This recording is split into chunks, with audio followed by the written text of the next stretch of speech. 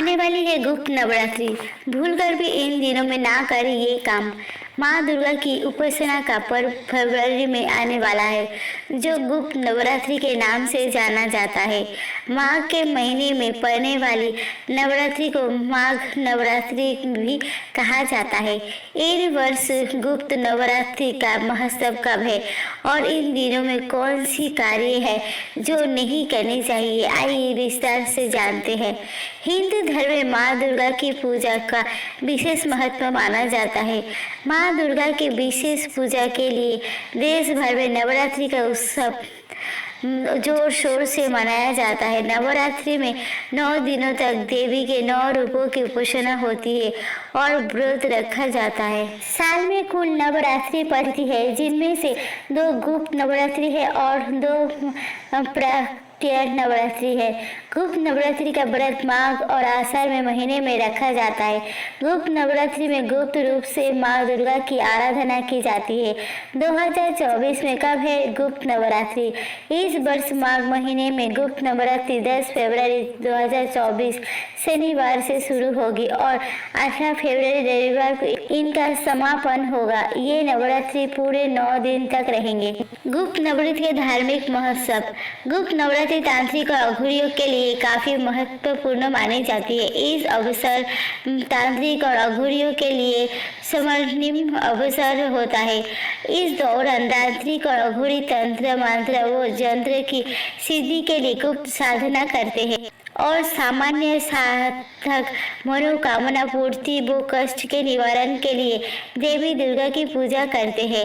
मान्यता के अनुसार इस पूजा के जितना ज्यादा गुप्त रखा जाता है, उतना ही जल्दी पूजा का फल मिलता है और मनोकामना पूरी होती है। माँ दुर्गा को प्रसन्न करने के लिए करें इन मंत्रों का जप। सर्व मंगले मंगले शिवे सर्वार्थ साधिके शरण्ये त्र्यंबके गौरी नारायणी नमस्तुते।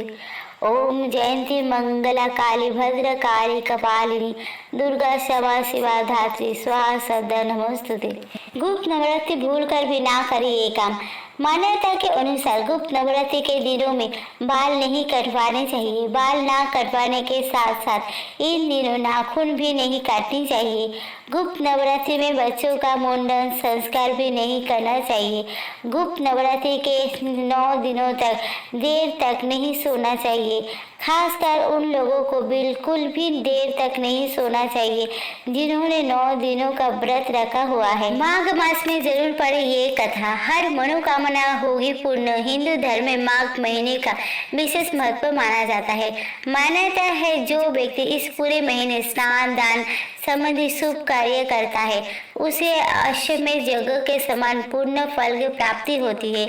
यहाँ जानिए माघ महीने की पौराणिक कथा। स्कंद पुराण के अनुसार प्राचीन काल में नर्मदा नदी के तट पर सुब्रत नामन ब्राह्मण निवास करते थे। उन्हें सभी वेद शास्त्रों का अच्छा ज्ञान प्राप्त था, लेकिन उनका मन हमेशा धन को संग्रह करने की तरफ लगा रहता था। इस तरह से उन्होंने अपने जीवन में बहुत सारा धन एकत्रित कर लिया था। जब वो बूढ़े हुए, उन्हें अनेक रोगों ने घेर लिया। तब उन्हें ये बात का ज्ञान हुआ कि उन्होंने अपना पूरा जीवन सिर्फ धन कमाने में निकाल दिया। अब उन्हें परलोक सुधारने की तरफ ध्यान देना चाहिए। अचानक उन्हें एक श्लोक याद आया जिसमें माघ महीने में स्नान करने की विशेषता के बारे में बताया गया था।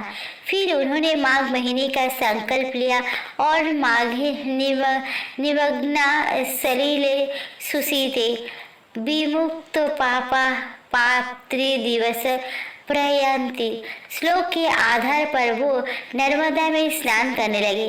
9 दिनों तक उन्होंने जल स्नान किया और फिर 10वें दिन स्नान के बाद उन्होंने अपना शरीर त्याग दिया। सुब्रत ने भले ही पूरे जीवन धन कमाने के अलावा कोई और अच्छा कर्म नहीं किया था, लेकिन माघ महीने में स्नान करके पश्चाताप करने से उनके सभी पाप धुल गए और उनका मन निर्मल हो गया, जिससे उन्हें मरने के बाद स्वर्ग लोक की प्राप्ति हुई।